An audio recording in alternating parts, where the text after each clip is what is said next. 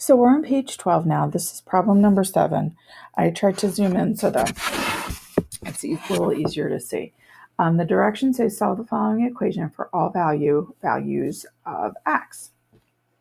A couple of things we have to do. We have to recognize it's a rational equation. There's fractions with variables in the numerator and the denominator. So we got to do two things. First thing we have to say, hey, where's my pen? I guess I can't zoom in too much. That stinks. First thing we have to do is say what x cannot be equal to. What would make the denominator 0? So it can't be a 0, or a 2. Because if you plug either one of those into this equation, the denominator is going to be 0, and we know that's a no-no. So we also have to find our least common denominator. If you factor this out, you get x minus 2. This guy right here. So my least common denominator is going to be x times x minus 2. Okay. Oops. For the sake of not making it too messy, I'm just going to erase that. So now what I have to do, I'm having a hard time this morning. More disclosure, it's really early. Here we go. I'm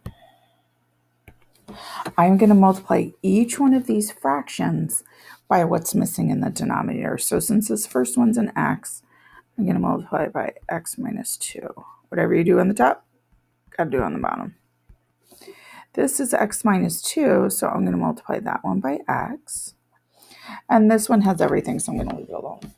So what we've done now is we've made the denominators match. Those can actually go away. So I'm going to rewrite the equation on top. 5 times the quantity x minus 2 plus x times the quantity x plus 1 equals x plus 4.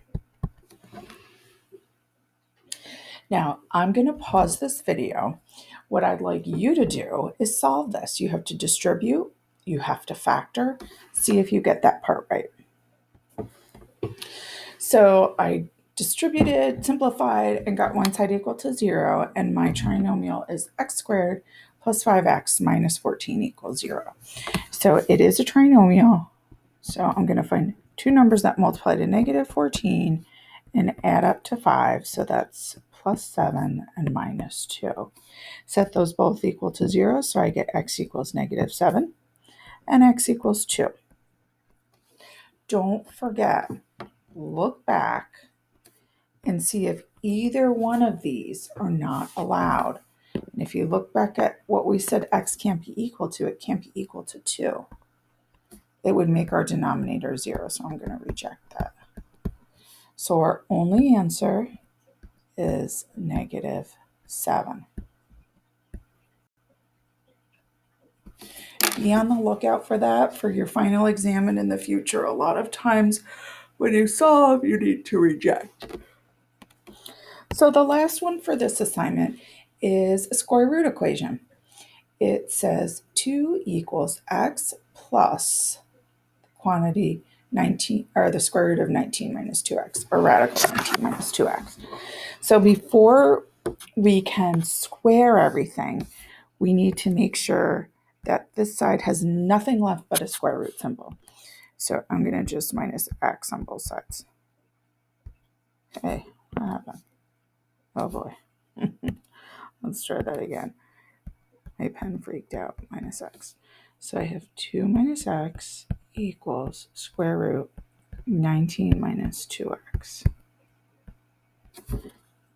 So now I'm going to take both of these, square them. So I end up with 2 minus x times a quantity 2 minus x equals 19 minus 2x.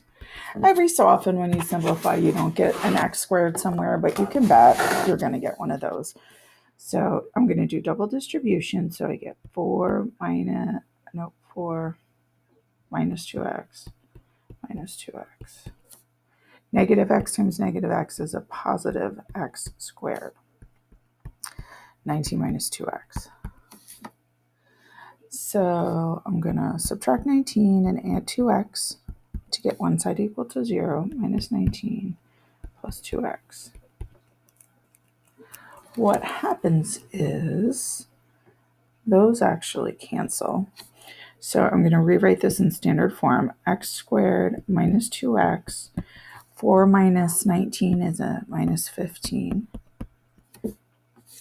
I'm going to factor, multiply to negative 15, add up to negative 2, minus 5, and x plus 3 equals 0. So when you set these equal to 0, you get x equals 5, x equals negative 3. Now, there are no denominators in here, so you don't have to worry about anything making the denominator equal 0. But when you square something that has a variable, you can end up with an extraneous solution. That basically means you might need to reject something. So I'm going to check these.